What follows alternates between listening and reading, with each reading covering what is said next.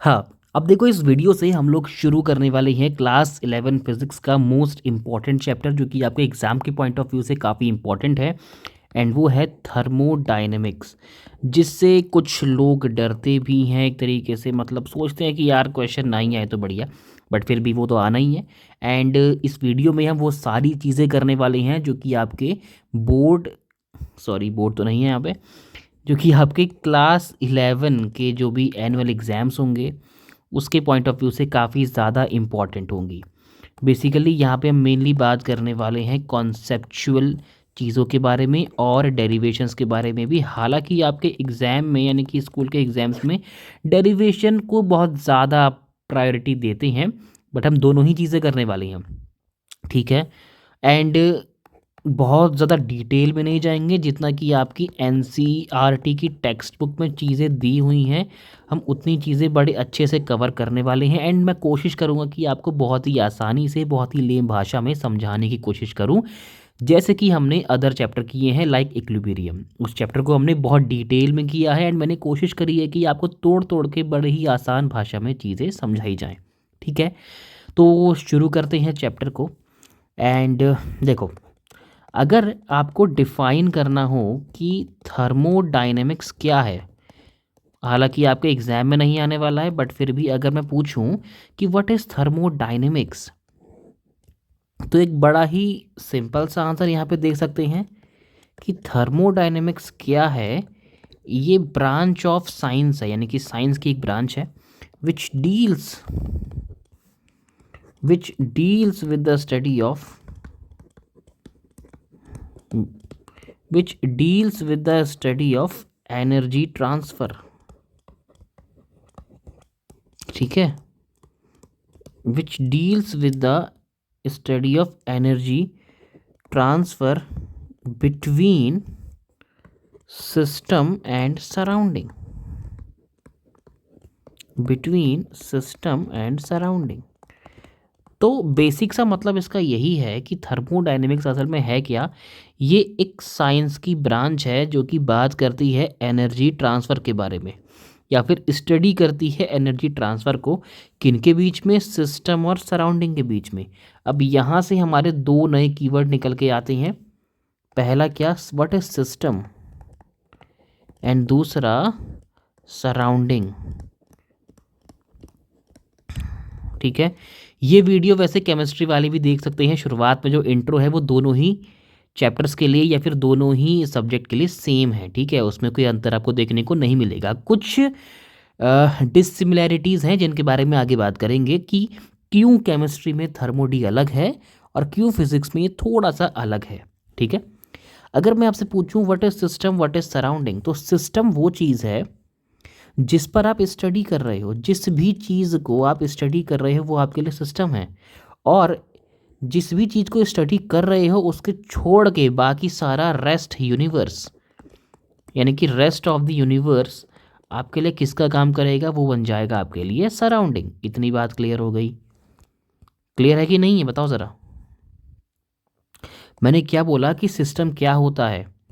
System वो होता है जिस पर आप स्टडी कर रहे हो, जिस भी चीज़ पे आप स्टडी कर रहे हो, जिस भी चीज़ पे आप काम कर रहे हो वो आपका सिस्टम है। उसको छोड़कर बाकी जितना भी कुछ है सब कुछ कहलाएगा आपका सराउंडिंग। कैसे कह रहा हूँ मैं, मान लो ये एक मैंने बनाया बक्सा, इसके अंदर आपको ये केमिकल रिएक्शन वगैरह करवा रहे हो, इसके अंदर कुछ गैसेस के मॉलिक्यूल्स हैं, हम उन पर स्टडी कर रहे हैं, ठीक है ना। हम क्या कर रहे हैं, उन पर स्टडी कर रहे हैं। तो ये जो चीज़ है ये आपका हो गया सिस्टम। हम इन पे क्या कर रहे हैं, स्टडी कर रहे हैं। अब इस पूरे सिस्टम को, इस पूरे सिस्टम को जो चीज़ सराउंडिंग से सेपरेट किए हुए है उसे बोलते हैं बाउंड्री। बाउंड्री, बाउंड्री की स्पेलिंग बाउंडरी होती है, बाउंड्री होती है, चलो देख लेना।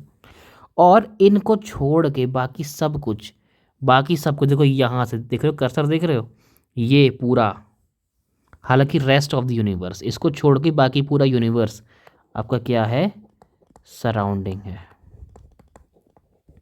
तो सिस्टम क्या होता है, सराउंडिंग क्या होता है, बाउंड्री क्या होता है। आई होप आपको ये बात समझ में आ गई होगी, बहुत ही बेसिक सी चीज़ थी, ठीक है।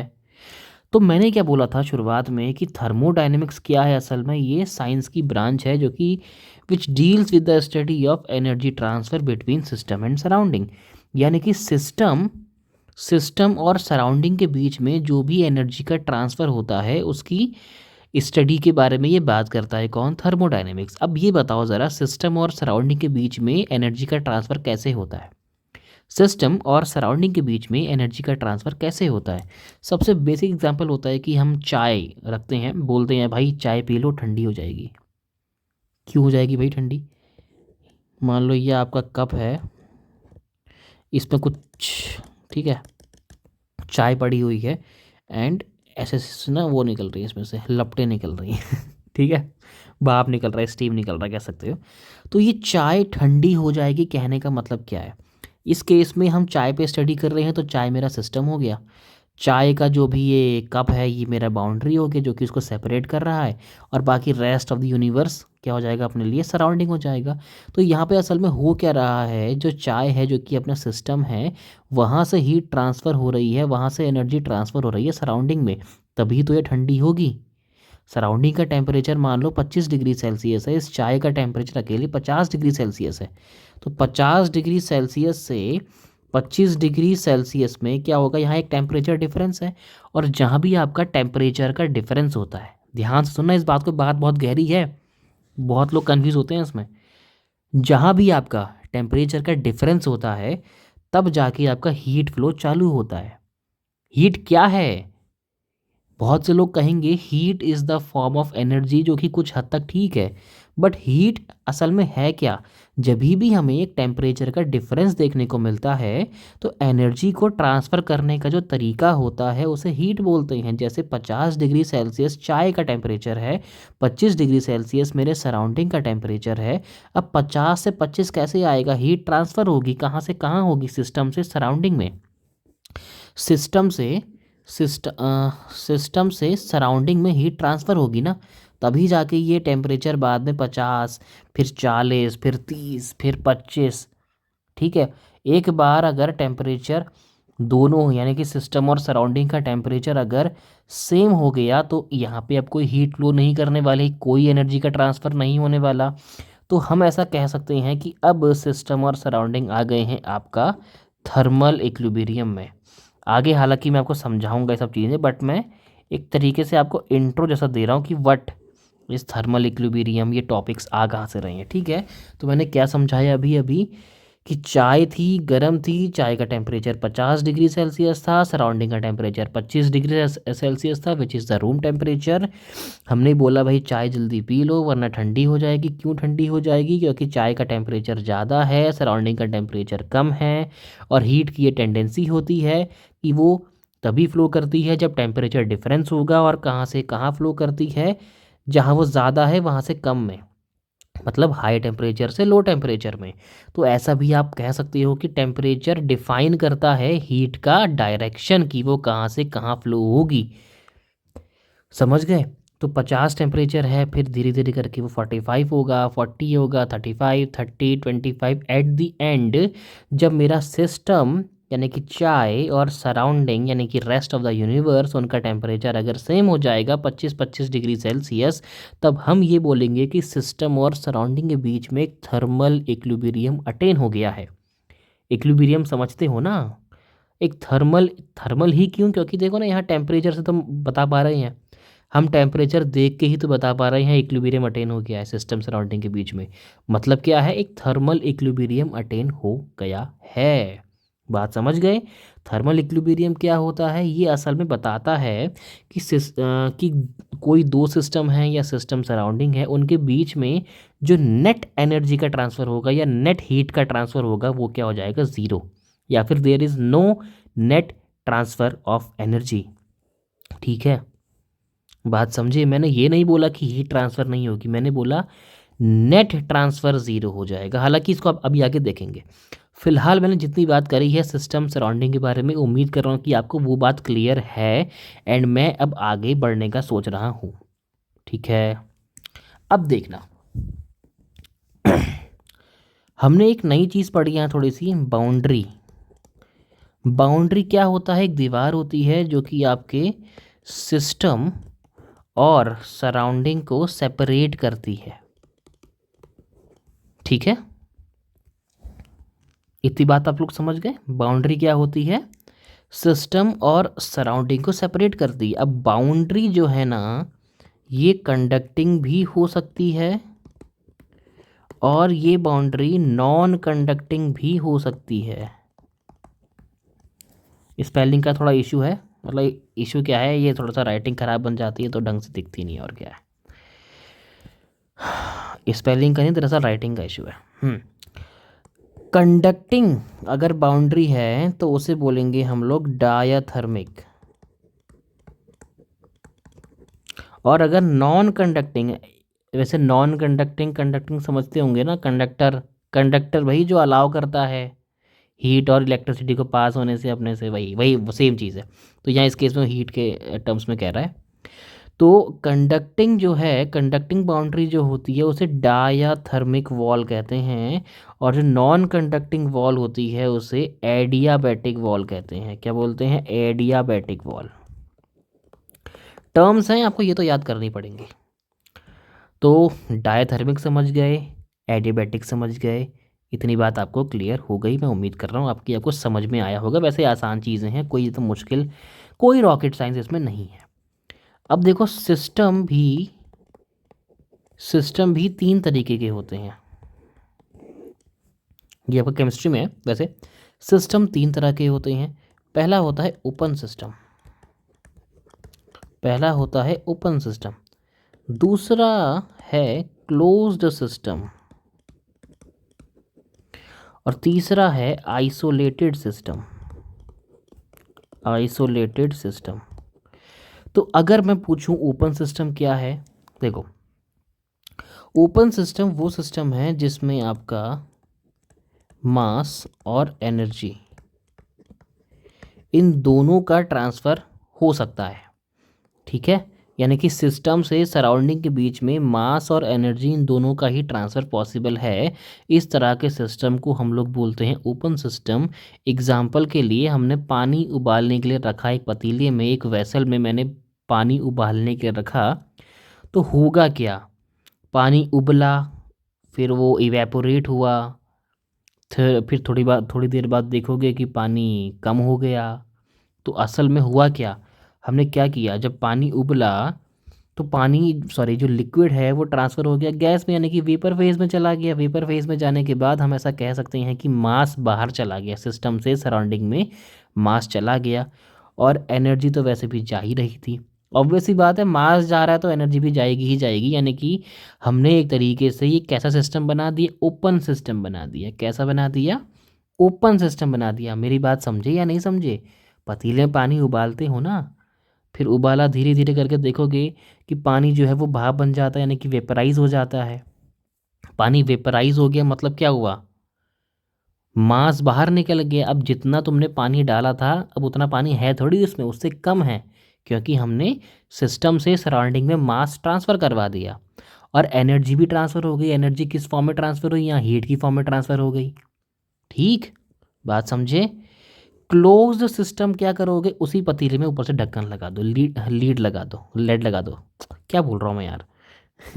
ये आपका वेसल है, इसमें हमने पानी उबालने कर रखा था, पहले खुला था, अभी ओपन सिस्टम है। अब इसको ऊपर से ऐसे ढक्कन लगा दो, रखते हैं ना, ऐसे प्लेट रख देते हैं हम लोग, ताकि ये बाहर ना जा पाए। अब देखो यहाँ पे अगर आप देखोगे तो ये वेपराइज तो होगा, पर ये बाहर नहीं जा पा रहा है। अगर ये बाहर नहीं जा पा रहा है तो मास ट्रांसफ़र नहीं होगा। तो क्लोज सिस्टम वो सिस्टम है जहाँ पे मास का ट्रांसफ़र तो नहीं होगा, बट एनर्जी का ट्रांसफ़र हो सकता है। एंड इस केस में भी एनर्जी का ट्रांसफ़र हीट की फॉर्म में ही हो रहा है। कैसे, अब देखो पतीले की जो वॉल्स है, मैंने थोड़ी बोला कि ये एडियाबैटिक है, मैंने बोला ये डायाथर्मिक है। डायाथर्मिक है मतलब यहाँ से हीट तो पास होगी, थोड़ी बहुत गर्मी तो यहाँ से निकलेगी निकलेगी। अब थोड़ी बहुत गर्मी यहाँ से निकलेगी तो खुद सोचो, कुछ देर बाद ये क्या हो जाएगा। देखो, गरम गरम पतीला है, इसको हमने स्टोव से निकाल के ऐसे ऐसे रख दिया, अब ये बहुत गर्म है। हालांकि इसके ऊपर हमने लिड लगा रखी है, जिससे कि मास तो ट्रांसफ़र नहीं हो रहा है, पर धीरे धीरे करके एनर्जी ट्रांसफ़र हो रही है ना, क्योंकि धीरे धीरे करके ये पतीला ठंडा हो जाएगा। ठंडा क्यों होगा, क्योंकि सिस्टम से हमने सराउंडिंग में हीट पहुंचा दी। और अगर हीट का ट्रांसफ़र हो गया मतलब एनर्जी का ट्रांसफ़र हो गया, मतलब सिस्टम कैसा हो गया, क्लोज सिस्टम। बात समझ गए। और तीसरा है आइसोलेटेड, यानी कि अगर हम एक ऐसा सिस्टम बना दें जहाँ से ना तो हम मास को ट्रांसफ़र होने दें, जहाँ से और ना तो एनर्जी को ट्रांसफ़र होने दें, सब कुछ यहीं का यहीं धरा का धरा रह जाए। ठीक है ना। इसका वैसे एग्जाम्पल आपको परफेक्ट एग्जाम्पल देखने को नहीं मिलेगा, क्योंकि कोई भी चीज़ परफेक्टली, कोई भी वॉल परफेक्टली एडियाबैटिक नहीं हो सकती है। बट फिर भी जो थर्मस की बॉटल्स होती है ना, जहाँ पे हम पानी रखते हैं ताकि गर्म रहे, या चाय रखते हैं या दूध रखते हैं ताकि तो कुछ देर के लिए, मतलब कुछ देर के काफ़ी अच्छे खासे टाइम के लिए वो गर्म रहता है, तो उस तरह के सिस्टम को हम लोग ले सकते हैं आइसोलेटेड सिस्टम में, जहाँ ना तो मास ट्रांसफ़र हो सकता है और ना ही एनर्जी ट्रांसफ़र हो सकती है। तो ऐसे सिस्टम को हम लोग बोलते हैं क्या, क्या, आइसोलेटेड सिस्टम। ठीक है ना। ये तो मैं इसका डायग्राम बनाना भूल गया था। तो मैं उम्मीद कर रहा हूँ कि आपको बात समझ में आ गई होगी। एक बार रिवाइज कर लेते हैं शुरुआत से। तो thermodynamics is a branch of science deals with the study of energy transfer between system and surrounding. System क्या होता है, जिस भी पार्ट पे स्टडी कर रहे हैं, फिर चाहे वो केमिकल रिएक्शन क्यों ना हो, उसको छोड़ के बाकी सारी चीज़ें क्या होंगी, रेस्ट ऑफ द यूनिवर्स क्या होगा, सराउंडिंग। सिस्टम सराउंडिंग जो जो जो सेपरेट करेगा उसे बोलते हैं बाउंड्री। यहाँ एग्जांपल लिया था हमने। और बाउंड्री भी दो टाइप की, डायथर्मिक एडियाबैटिक, डायथर्मिक कंडक्टिंग होगी, एडियाबैटिक नॉन कंडक्टिंग होगी। सिस्टम तीन टाइप के, open system, close system, isolated system. उम्मीद कर रहा हूँ कि इतनी बात आपको समझ में आ गई होगी। अब देखो आगे बढ़ते हैं, एंड यहाँ से हम लोग करने वाले हैं, खुल जा भाई। एंड यहाँ से थोड़ा देखो, अगला टॉपिक है हमारा थर्मल इक्विलिब्रियम। एंड उसको करने से पहले आपको थोड़ा बता देता हूँ कि फिज़िक्स में जो हम लोग थर्मो पढ़ रहे हैं और केमिस्ट्री में जो है उसमें अंतर किस बात का है, ये उससे अलग कैसे है। देखो फिज़िक्स में जो भी हम थर्मोडायनेमिक्स पढ़ेंगे, ये मेनली बात करता है आपका macroscopic properties of the system के बारे में। ठीक है ना। ये एक तरीके से देखो, बुक में लिखा भी एक वर्ड मैक्रोस्कोपिक व्यू करके लिखा है। तो मेनली फिज़िक्स के अंदर हम जो टॉपिक पढ़ रहे हैं वो मैक्रोस्कोपिक प्रॉपर्टीज़ के बारे में बात करता है किसी भी सिस्टम के, जबकि केमिस्ट्री के अंदर जो थर्मोडायनेमिक्स पढ़ रहे हैं ये बात करता है बिल्कुल माइक्रोस्कोपिक लेवल पे, यानी कि मॉलिक्यूलर लेवल पे। ये जाता है किस पे, मॉलिक्यूलर लेवल पे। यहाँ बात केमिकल रिएक्शन की हो रही है, इक्विलिब्रियम मेंटेन करने की हो रही है, जबकि यहाँ पे हम बात कर रहे हैं कुछ ब्रॉडर प्रॉपर्टीज़ के बारे में, जैसे कि एग्जांपल प्रेशर, वॉल्यूम, टेम्परेचर। तो ये सब चीज़ें जो हैं ये क्या है, मैक्रोस्कोपिक पॉइंट ऑफ व्यू बताती हैं किसी भी सिस्टम का। ठीक है। जैसे कि हमने कोई भी एक गैस सिलेंडर ले लिया, तो उसका प्रेजेंट टाइम पे प्रेशर कितना है, वॉल्यूम कितना है, टेम्परेचर कितना है। ठीक है। तो वो होती हैं उसकी मैक्रोस्कोपिक प्रॉपर्टीज़। जबकि केमिस्ट्री के अंदर हम ऐसा कुछ भी नहीं करते, हम वहाँ बात करते हैं केमिकल रिएक्शंस के बारे में। ठीक है ना। तो वो चीज़ थोड़ी सी यहाँ पे अलग हो जाती है। ठीक है। इतनी बात उम्मीद कर रहा हूँ कि आप लोग समझे होंगे। एंड आगे चल के यहाँ से हम मैकेनिकल वर्क की भी बातें करेंगे, जैसे कि इंजन्स के बारे में बात करेंगे। तो ये थोड़ा सा डिफरेंस है इनमें। ठीक है। इतनी बात आप लोग समझ गए। और एक आधा आपको साइन का डिफरेंस भी देखने को मिल जाएगा, हालांकि फॉर्मूलाज आपको सेम ही देखने को मिलेंगे। तो ठीक हो गया, ये थोड़ा सा आपको बताना था कि इन दोनों में डिफरेंस किस बात का है, हमको इन्हें अलग अलग करके क्यों पढ़ना चाहिए। अब बात करते हैं नेक्स्ट टॉपिक के बारे में, जो कि है आपका थर्मल इक्विलिब्रियम। थर्मल इक्विलिब्रियम कि ये असल में होता क्या है। अब देखो, मैंने दो सिस्टम बनाए, एक सिस्टम ए और दूसरा सिस्टम है बी। इतनी बात समझ गए। अब मान लो सिस्टम ए और सिस्टम बी के बीच में जो ये वॉल है ना, ये वॉल जो है ये डायाथर्मिक नेचर की है। मतलब यहाँ से टेम्परेचर पास हो सकता है, टेम्परेचर चेंज हो सकता है। ठीक है ना। क्लियर इतनी बात, डायाथर्मिक नेचर की है, कंडक्टिंग है। अब होगा क्या, अगर सिस्टम ए और सिस्टम बी कि जो मैक्रोस्कोपिक प्रॉपर्टीज़ हैं, यानी कि pressure, volume, temperature, internal energy, ये सब चीज़ें जो है ना, अब देखो मैं जानबूझकर यहाँ पे इंटरनल एनर्जी का यूज़ अभी नहीं कर रहा हूँ, ठीक है, वो आगे समझाना है मुझे। तो अगर टाइम के साथ साथ मान लो P1 है, V1 है, T1 है, यहाँ P2 है, V2 T2 है, तो मान लो टाइम के साथ साथ सिस्टम ए और सिस्टम बी की जो मैक्रोस्कोपिक प्रॉपर्टीज़ हैं उनकी वैल्यूज़ चेंज नहीं होती हैं या फिर बराबर आ जाती हैं, या फिर बराबर आ जाती हैं, तो मतलब इसका यही निकलेगा ना कि सिस्टम ए और सिस्टम बी के बीच में कोई भी नेट एनर्जी ट्रांसफ़र नहीं हो रहा है कि नहीं। तो यहाँ से हम ये बात बोल सकते हैं कि सिस्टम ए और सिस्टम बी जो हैं क्या हो गए हैं, क्या हो गए हैं, इनमें थर्मल इक्विलिब्रियम अटेन हो चुका है।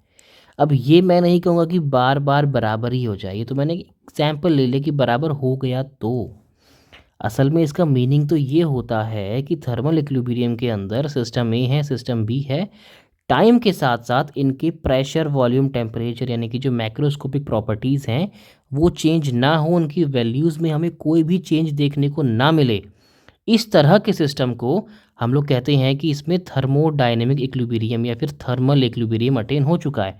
ये तो डायथर्मिक का था।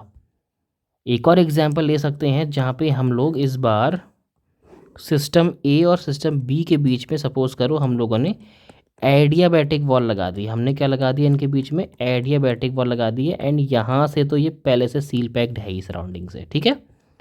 तो ए और बी के बीच में अब कोई भी कंडक्टिंग वॉल नहीं है, नॉन कंडक्टिंग वॉल है, यानी कि टेम्परेचर का कोई भी मतलब सॉरी हीट यहाँ पे ट्रांसफ़र नहीं हो सकती है। बट फिर भी ये जो सिस्टम है ये थर्मल इक्विलिब्रियम अटेन कर रहा है। कैसे? क्योंकि सिस्टम ए की कुछ मैक्रोस्कोपिक प्रॉपर्टीज़ की वैल्यू है, यानी कि प्रेशर, वॉल्यूम, टेम्परेचर है, और सिस्टम बी का भी कुछ ना कुछ प्रेशर, वॉल्यूम, टेम्परेचर होगा। अब टाइम के साथ साथ अगर देखें तो इनकी वैल्यूज़ में कोई चेंज आ रहा है? क्या लगता है, कुछ चेंज आ रहा है? इससे पहले जब इसमें इनके बीच में कंडक्टिंग वॉल थी तो हो सकता है कि इनके बीच में टेम्परेचर का डिफरेंस बिल्कुल ना हो, टेम्परेचर सेम हो जाए, जिसकी वजह से प्रेशर और वॉल्यूम की वैल्यूज़ में भी चेंज आए। पर टाइम के साथ साथ वो चेंज होना बंद हो गया, टाइम के साथ साथ वो चेंज होना बंद हो गया। इक्वल तो बस मैंने इसे कह दिया एग्जाम्पल लेके, असल में हुआ क्या, इनकी मैक्रोस्कोपिक प्रॉपर्टीज़ की वैल्यूज़ चेंज होना बंद हो गई।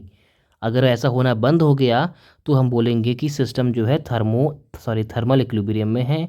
सिमिलरली यहाँ पर भी अब टेम्परेचर हीट का कोई भी ट्रांसफ़र नहीं है, बट फिर भी इनकी जो मैक्रोस्कोपिक प्रॉपर्टीज़ हैं उनमें कोई भी चेंज नहीं आ रहा टाइम के साथ साथ। टाइम के साथ साथ चेंज आने का मतलब समझ रहे हो, 1 घंटे पहले देखा था वही प्रेशर, वही वॉल्यूम, वही टेम्परेचर, और 1 घंटे बाद देखा ए और बी का भी जितना पहले नोट करके रखा था प्रेशर, वॉल्यूम, टेम्परेचर, 1 घंटे बाद भी उतना ही निकला, यानी कि इनके मैक्रोस्कोपिक प्रॉपर्टीज़ में कोई भी चेंज देखने को नहीं मिला। तो ऐसे सिस्टम को हम लोग बोलते हैं थर्मल इक्विलिब्रियम। हम ऐसा कह सकते हैं system A and system B attend thermal equilibrium. मैं उम्मीद कर रहा हूँ कि आपको ये बात समझ में आई होगी। अगर ये आई है तो ही आप ज़ीरोथ लॉ ऑफ थर्मोडायनेमिक्स समझ सकते हो, क्योंकि वो भी यही यही बात करता है। देखो ज़रा, ज़ीरोथ लॉ, ये ई लग रहा है ना, क्योंकि वो ई ही था। क्या हो गया मुझे, ज़ीरोथ लॉ ऑफ थर्मोडायनेमिक्स, ठीक है ना। देखो जितना इसके बारे में किताब में दिया है आपकी, उतना अगर मैं आपको एक लाइन में बताऊं तो ज़ीरोथ लॉ ऑफ थर्मोडायनेमिक्स कुछ नहीं है, बस ये कहता है कि हमने एक ऐसा सिस्टम बनाया, एग्जाम्पल लेकर बता रहा हूँ, ये बीच में एडियाबैटिक वॉल है, ए सिस्टम, बी सिस्टम, इसके ऊपर लगा है सी सिस्टम, ठीक। ए और बी के बीच में एडियाबैटिक वॉल है, जबकि ए और सी और बी और सी के बीच में क्या है, डायथर्मिक वॉल है, यानी कि यहाँ से हीट का ट्रांसफ़र हो सकता है, ठीक है। तो अगर मैं ऐसा बोलूँ कि system A is in thermal equilibrium with system C, and also system B is in thermal equilibrium with system C, then system A and system B are also in thermal equilibrium with each other. बात समझे, ए और सी अगर ए और सी के बीच में अगर thermal equilibrium attain हो चुका है, बी और सी के बीच में भी अगर थर्मल इक्विलिब्रियम अटेन हो चुका है, तो इसका मतलब सिस्टम ए और सिस्टम बी भी क्या होंगे, आपस में थर्मल इक्विलिब्रियम में ही होंगे। बात समझे या नहीं? एंड यही बोलता है क्या, zeroth law of thermodynamic. And इसे समझने के लिए आपको थर्मल इक्विलिब्रियम समझना ज़रूरी था। उम्मीद कर रहा हूँ कि आपको आया होगा। ठीक है, समझे? यही चीज़ आपको एनसीईआरटी की टेक्स्ट बुक में देखने को मिलेगी। वहाँ पे भी ये चीज़ मेंशन करी गई है कि विद टाइम अगर मैक्रोस्कोपिक प्रॉपर्टीज़ में कोई चेंज ऑब्जर्व ना हो, तब हम ऐसा कह सकते हैं कि system A is in thermal equilibrium with system B. चाहे फिर इनके बीच में आप डायथर्मिक वॉल लगा लो, चाहे फिर इनके बीच में एडियाबैटिक वॉल लगा लो। ठीक है, टेम्परेचर अगर सेम है, सिस्टम ए और सिस्टम बी का टेम्परेचर अगर सेम है, तो भी उनके बीच में थर्मल इक्विलिब्रियम अटेन हो सकता है, क्योंकि नेट एनर्जी ट्रांसफ़र ज़ीरो है। और अगर प्रेशर, वॉल्यूम, टेम्परेचर, इन प्रॉपर्टीज़ में कोई चेंज देखने को नहीं मिल रहा है टाइम के साथ साथ, तो भी वो थर्मल इक्विलिब्रियम में है। ठीक है, उम्मीद करता हूँ कि आपको इतनी बात अच्छे समझ में आ गई होगी एंड ये जीरोथ लॉ ऑफ थर्मोडायनेमिक भी समझ में आया होगा। इसके बाद आपको करना क्या है, ये दोनों टॉपिक, कौन सा, thermal equilibrium and zeroth law of thermodynamics, इसको एक बार एनसीईआरटी से रीड कर लेना है, आपके दिमाग थोड़ा खुल जाएगा। अब ऐसा मैं करने को क्यों बोल रहा हूँ, सिंपली देखो, आपने यहाँ से देखा, फिर आपने बुक से देखा, आपका दिमाग खुद ओपन होगा एंड इससे आपकी एक सेल्फ स्टडी करने वाली जो नॉलेज है ना, वो बढ़ जाएगी। ठीक है ना, इतनी बात समझ गए? अब आगे बढ़ते हैं एंड यहाँ कुछ टर्म्स की बात कर लेते हैं, जैसे कि हीट। बहुत डिटेल में नहीं देखेंगे, थोड़ा थोड़ा ही देखेंगे बस।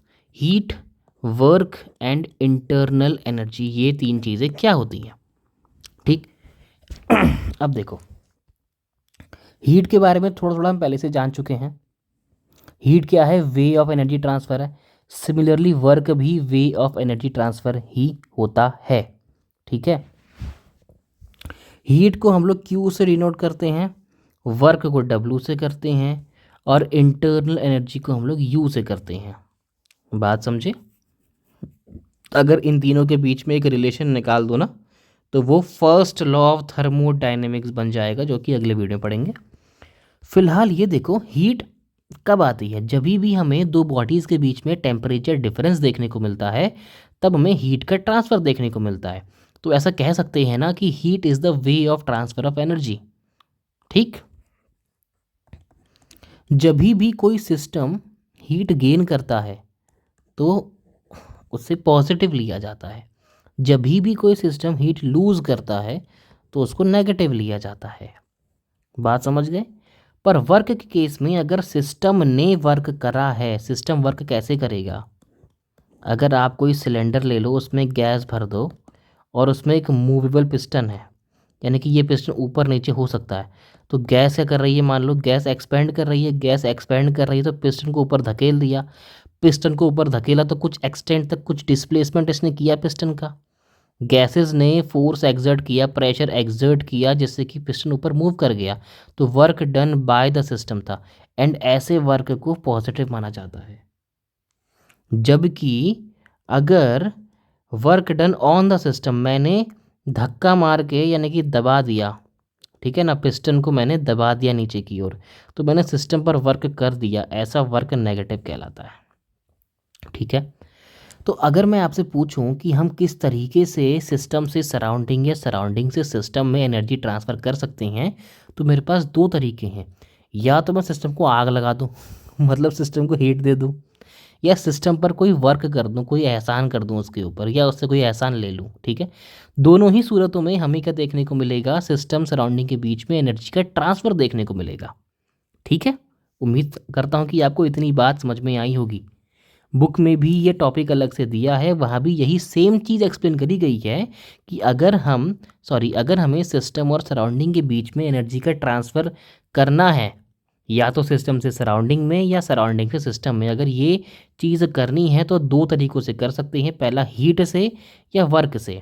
हीट सिस्टम को देंगे तो प्लस, हीट सिस्टम से लेंगे तो माइनस, हीट सिस्टम को देंगे मतलब सराउंडिंग से सिस्टम में हीट दी, और हीट सिस्टम से लेंगे मतलब सिस्टम से सराउंडिंग में हीट दी। ठीक है, दोनों ही केसेस में क्या हुआ है, एनर्जी का ट्रांसफ़र, और वर्क में भी यही सेम चीज़ हुई है। उम्मीद करता हूँ कि आपको इतनी बात समझ में आई होगी।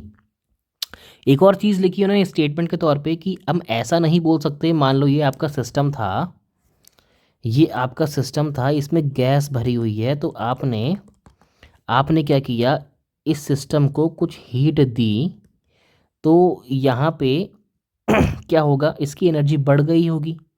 तो हम ऐसा नहीं कह सकते जो इसमें मौजूद गैस हैं, जो इसमें गैसेस प्रेजेंट हैं, उनमें कुछ सर्टेन अमाउंट ऑफ हीट है। या फिर अगर मान लो ये आपका पिस्टन है, ठीक है, ये आपका पिस्टन है, पिस्टन,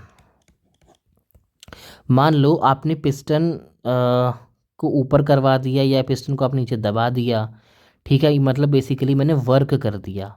वर्क करने पर भी मैं ऐसा नहीं बोल सकता कि गैसेस में सर्टेन अमाउंट ऑफ वर्क है।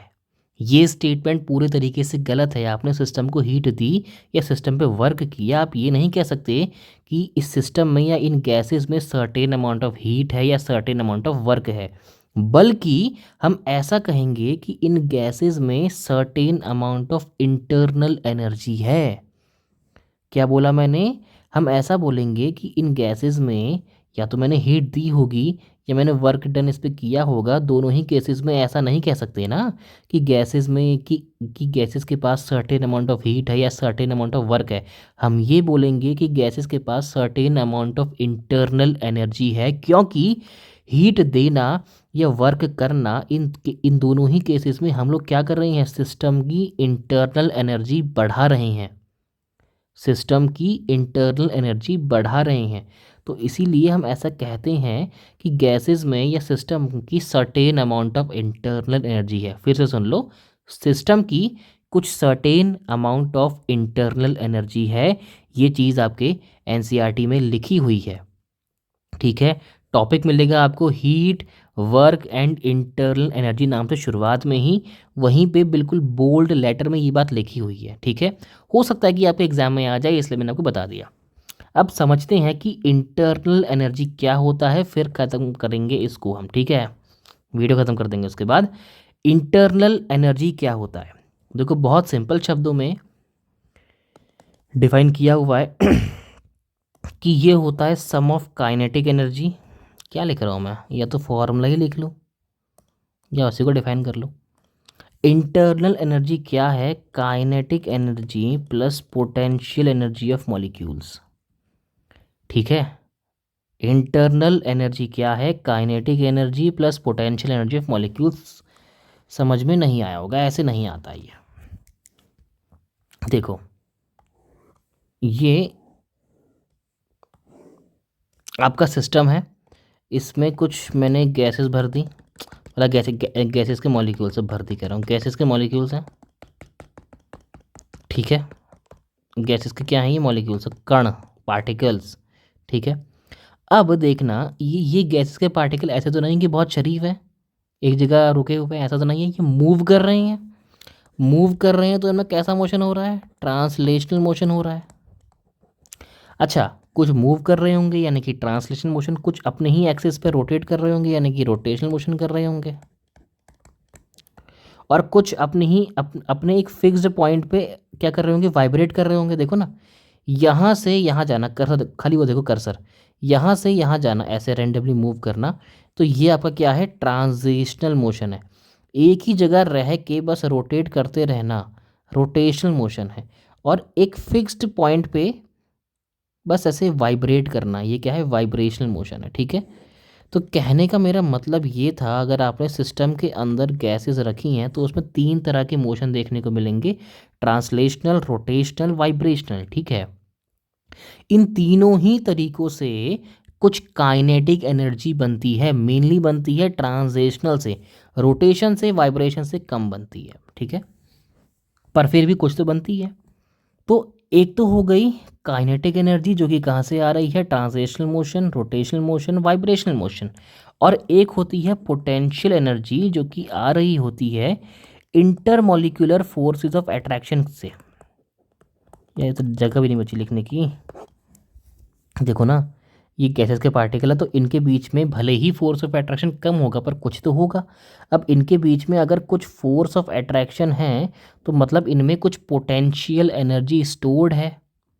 बात समझते हो ना, पोटेंशियल एनर्जी स्टोर्ड है। अगर दो मॉलिक्यूल्स के बीच में कुछ फोर्स ऑफ अट्रैक्शन है इसका मतलब तो यही होता है कि उनमें पोटेंशियल एनर्जी स्टोर है। तो असल में इस सिस्टम की, इस पूरे सिस्टम की अगर मैं इंटरनल एनर्जी बोलूँ तो वो क्या होगी?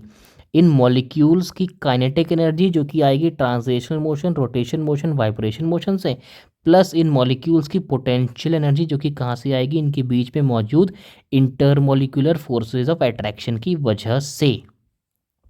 एंड इनको जोड़ दो और जो आपको एनर्जी मिलेगी, क्योंकि kinetic energy, potential energy type है एनर्जी के, इनको जोड़ने पर जो एनर्जी मिलेगी वो होगी आपकी इंटरनल एनर्जी। क्या होगी? Internal energy. एंड ये बात करती है मॉलिक्यूलर लेवल पे। किसके बारे में? मॉलिक्यूलर लेवल में। एंड ये आपको कहाँ देखने को मिलेगा? केमिस्ट्री में भी देखने को मिलेगा, फिजिक्स में भी ये चीज़ है।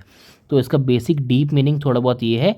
हालांकि ये उतना भी डीप नहीं है, और भी चीज़ें होती हैं, बट हाँ, जितना आपके एनसीईआरटी में डिटेल में बताया है उतना मैंने आपको समझा दिया। उम्मीद करता हूँ कि आपको आया होगा। हीट किया, वर्क किया, और लास्ट में क्या किया? इंटरनल एनर्जी, जो कि क्या होती है? Kinetic energy plus potential energy का सम। तो मैं उम्मीद करके चल रहा हूँ कि हमने जितनी भी चीज़ें यहाँ पे करी है वो चीज़ सभी आपको क्लियर हो गई होगी बिल्कुल डिटेल में। अगर नहीं हुई तो नीचे कमेंट कर देना। एंड अगले वीडियो से हम करेंगे क्या? फर्स्ट लॉ ऑफ थर्मोडायनेमिक, जहाँ पे हम इन तीन, कहाँ गए, इन तीन वर्ड्स को और डिटेल में करेंगे, क्योंकि इनके बीच का जो रिलेशन होता है ना, उसे ही हम बोलते हैं फर्स्ट लॉ ऑफ थर्मोडायनेमिक्स। ठीक है, चलो फिर ख़त्म करते हैं। हो गया, बहुत हो गया, पर ख़त्म करूँ कैसे मैं यहाँ पे? अच्छा,